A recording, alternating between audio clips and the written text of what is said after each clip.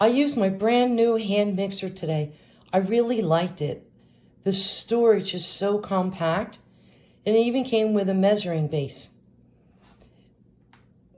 The mixer was packaged nice.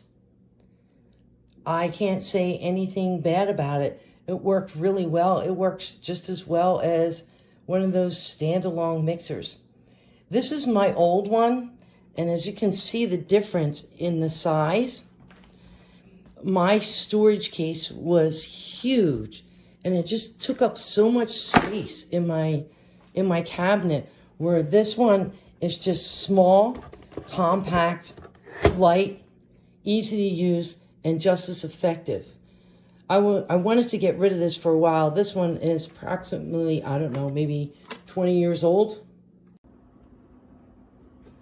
Today we're going to be testing a JIOJIOY hand mixer, model CX6676-1.